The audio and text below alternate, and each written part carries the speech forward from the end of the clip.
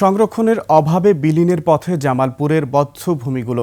বীর শহীদদের স্মৃতি ও ইতিহাস সংরক্ষণে দৃশ্যত কোনো পদক্ষেপ নেই।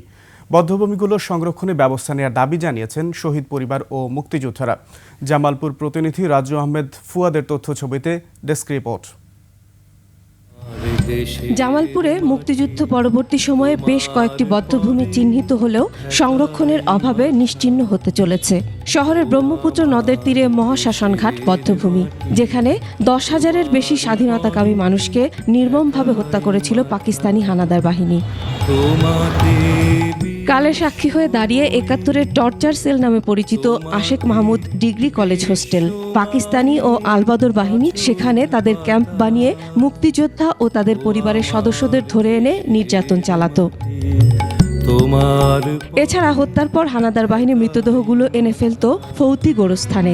সেখানে স্মৃতিস্তম্ভ নির্মিত হলেও তা অরক্ষিত।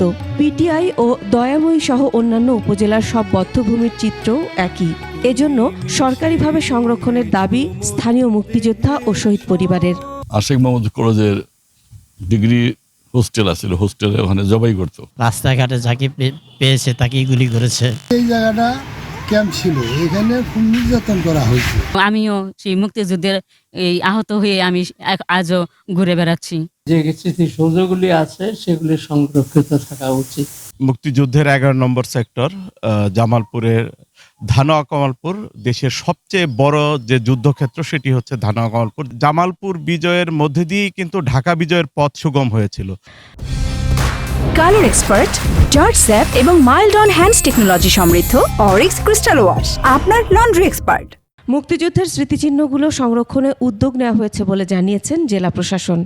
এগুলো আমরা সংস্কার উন্নয়নের জন্য নানামুখী কর্মসূচি হাতে নিয়েছি। তার মধ্যে আমরা পিডব্লিউডি-কে বলেছি এ বিষয়ে একটা পরিকল্পনা সুনির্দিষ্টভাবে দাখিল করার জন্য।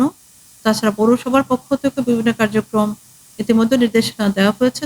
স্বাধীনতার গৌরবময় অধ্যায় নতুন প্রজন্মের কাছে তুলে ধরতে মুক্তিযুদ্ধ বীর শহীদদের বীরত্বপূর্ণ ইতিহাস ও বধ্যভূমি সংরক্ষণে দ্রুতই কার্যকর পদক্ষেপ নেওয়া হবে, এমন প্রত্যাশা সবার। মাসুম আল ইসা, ডেস্ক রিপোর্ট, 21 টেলিভিশন।